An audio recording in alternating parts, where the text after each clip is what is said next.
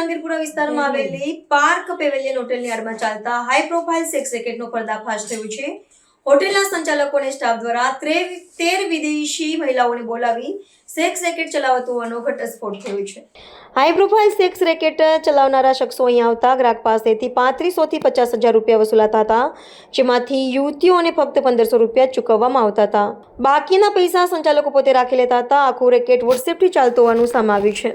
પોલીસે Jahangirabad canal road પર આવેલા વાસ્તુપૂજ્ય ઇન્ફ્રા બિલ્ડિંગના ચોથા માળે આવેલી આ પાર્ક પેવેલિયન હોટેલમાં ગેરકાયદેસર દેહ વેપાર ચાલતો હોવાની બાતમી મળી હતી.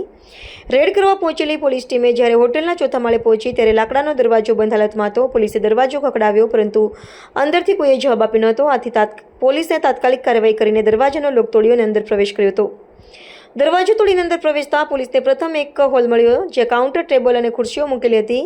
કાઉન્ટરની ડાબી બાજુના પેસેજમાં આગળ વધતા રૂમ નંબર 403માં 7 લોકો હાજર મળી આવ્યા હતા. પોલીસે પોતાનો પરિચય આપતા એક વ્યક્તિએ પોતાનું નામ રૂપેશ ઉર્ફે મેક્સી રમેશ મિશ્રા જણાવ્યું કે જે મેનેજર તરીકે કામ કરતો હતો. તેણે ગ્રાહકો પાસેથી પૈસા લઈને યુવતીઓને શરીર સુખ માણવા મોકલવાતો હોવાનું કબૂલ્યું હતું. આ સિવાય સંજય હિંગડે અને રાહુલ સોલંકી હાઉસકીપિંગ તરીકે, જ્યારે બિપિન ઉર્ફે બંટી બાબરિયા મેનેજર તરીકે કામ કરતા હતા. પૂછપરછ દરમિયાન રૂપેશ મિશ્રાએ જણાવ્યું હતું કે આ રેકેટનો મુખ્ય સંચાલક વિજય મોહન કસ્તુર છે, જે હોટલના ખર્ચા અને કર્મચારીઓના પગારનું સંચાલન કરે છે. આ રેકેટ વોટ્સએપના માધ્યમથી ચાલતું હતું તથા યોગેશ દિલીપભાઈ તાલકિયા નામના વ્યક્તિના બેંક ખાતામાં ગ્રાહકો પાસેથી ઓનલાઈન પેમેન્ટ લેવામાં આવતું હતું.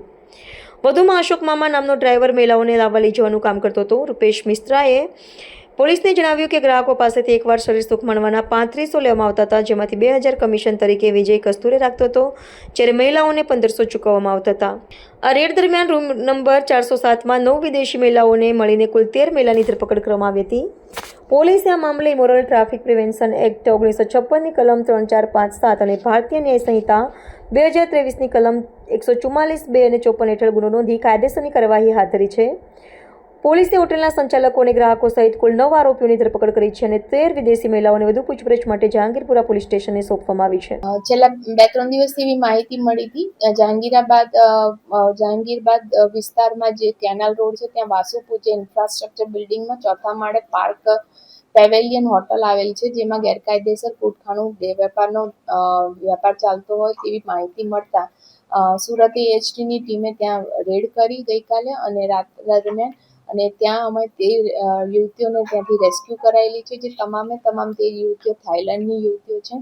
અને એ હોટલના સંચાલક અને અન્ય આરોપી થઈને હોટલના સંચાલક તરીકે ને આ કામગીરી કરાવનાર તરીકે 4 વ્યક્તિઓને અમે એરેસ્ટ કરેલા છે, તેમજ 5 ગ્રાહકોને અમે એરેસ્ટ કરેલા છે અને 4 આરોપીઓને અમે વોન્ટેડ જાહેર કરેલા છે.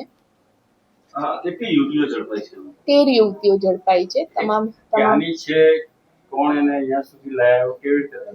તમામે તમામ યુવતીઓ થાઈલેન્ડની છે. તેઓના પાસપોર્ટની નકલો ચેક કરતા જે પ્રાથમિક તપાસમાં તેઓ વિઝિટર વિઝા પર આવેલા છે અને અહીંયા તેઓ કોઈ પણ રીતે એમને ખ્યાલ હોય કે આ રીતના કામ કરાવે છે તે હિસાબે તેઓ અહીંયા આવેલા હતા અને તેઓની પાસેથી કામ કરાવીને દલાલ તરીકે ઘણા પૈસા લેતા હતા અને એમને ખૂબ ઓછા પૈસા આપવામાં આવતા હતા.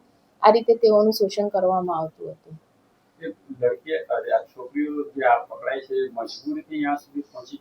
તપાસ હજી એનું ચાલુ છે કે થાઈલેન્ડની છોકરીઓ છે એટલે અહીંયા કઈ રીતના આવે છે, તમામ વિઝિટર વિઝામાં આવેલ છે તેવું પ્રાથમિક તપાસમાં જણાવેલ છે. એ તપાસમાં આવે ત્યારે, કારણ કે હજી એમના પાસપોર્ટ હજી કબજે લેવામાં આવેલ નતા. તેઓની મોબાઈલમાંથી અમે પાસપોર્ટની નકલો લીધેલ છે. હોટલની યાર્ડમાં ચાલતું હતું. પાર્ક પેવેલિયન હોટલ ને ઓયોનું એક બોર્ડ બહાર માંડેલું હોય. જે પણ ગુનાહિત કબજે કરવાનો હોય છે હોટલમાં રહેવા, અને તમામ છોકરીઓ 13 યુવતીઓ ત્યાંથી જ અમને મળેલી છે અને શરૂઆતમાં રેડ કરવા જતા ને અમે બોકસ ગ્રાહક મોકલતા આવો એ હોટલના દરવાજા ખોલેલા નહોતા અને અમારે બળજબરીપૂર્વક અમે એમાં એન્ટ્રી કરવી પડેલ છે.